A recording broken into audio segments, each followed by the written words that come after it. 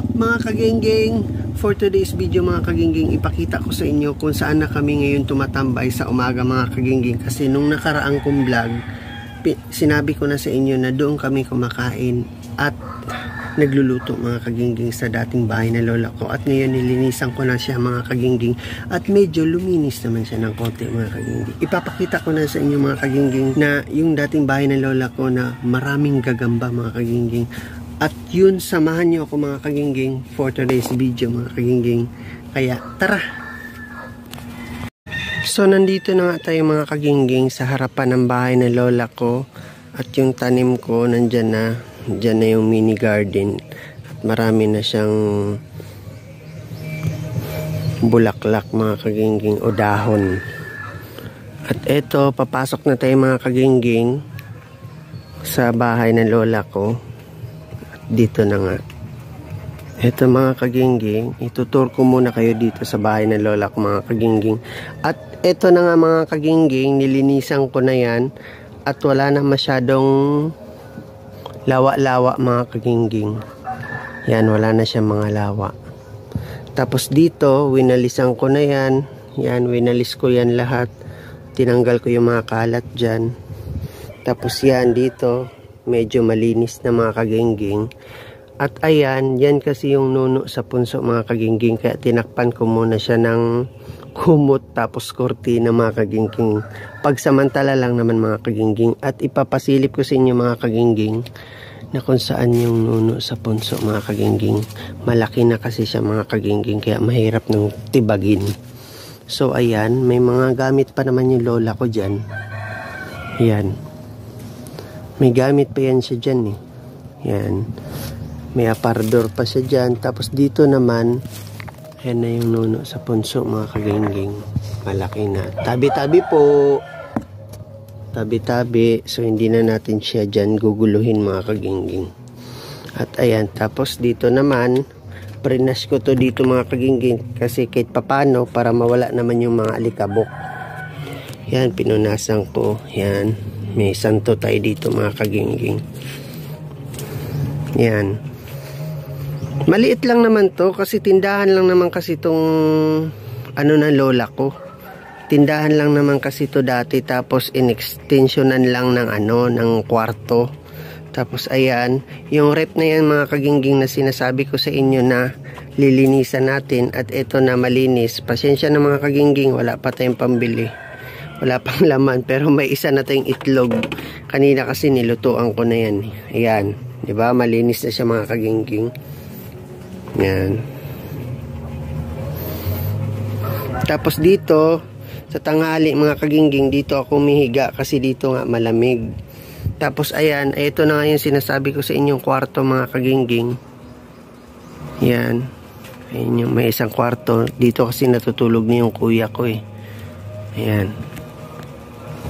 So dyan na nga yung kwarto mga kagingging. Tapos itong lamesa, malinis na ito mga kagingging. Ito, brinas ko ito mga kagingging. Tapos ito naman, yung kusina. Tapos yan, yung sala.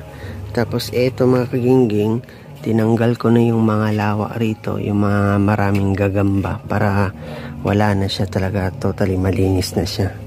Ito, tapos mga sangkap, tapos ito ang dumi nito, nilinisan ko talaga to ng maigi. Grabe yung brush ko nito at saka yan, mga plato, yan, pinakuluan ko muna yan lahat. Tapos ayan, pupunta na tayo mga kagingging sa kusina naman ng lola ko mga kagingging. Maliit lang naman yung kusina talaga. Buksan muna natin. Yan. So ito na nga yung kusina natin mga kagingging. At dito ako nagluluto mga kagingging. Ito kasi naisip ko lang to. Itong lutuan na to. Kasi ito, mahaba to siya. Mahaba tong bakal na to. Hindi kasi magkasya kasi ang liit lang ng abuhan mga kagingging. Itong lutuan na to hanggang dito. Lumagpas siya mga kagingging. Kaya ang naisip ko, total marupok naman na binalik ko mga kagingging at eto O, diba mga kagingging? Kahit si Ernie Baron mga kagingging, hindi kayo maisip yan eh. O, ayan na. Yan lang. Tapos dito kami naguhugas. Yan, dyan kami naguhugas. Tapos yan. Tapos dito kasi yung mga kagingging, yung nasira tong abuhan na to na lola ko, yan, nasira na yan. Dito na sila, nagpagawa na sila ng maliit na lutuan. Yan. Hindi na yan ginagamit mga kagingging ha. Itatapon na yan. Yan. Tatapon na yan kasi sobrang tagal na yan dyan mga kagingging. Tapos eto mga kagingging. Yan. Dito sila dati nagluluto. E nung nagkasakit kasi yung lola ko, kasi siya na lang dito mag-isa sa bahay na yan. Kaya lumipat siya doon sa bahay ng lolo ko mga kagingging. Yan. Nalalakad lang naman mga kagingging. Tanaw naman yan. So ayan na nga mga kagingging. Yan. Yan, konti na lang yung dahon na yan dyan mga kagingging. Grabe, puno talaga ng dahon yan kasi ilang buwan tong na hindi natulugan na lola ko mga kagingging at ngayon lang talaga nalinisan talaga ng husto. So, ayan. Malamig dito mga kagingging, di katulad dun sa bahay na lolo ko na pagtanghali. Napakainit talaga. So, ayan na mga kagingging, yun lang. Yun na yung bahay niya mga kagingging, yan.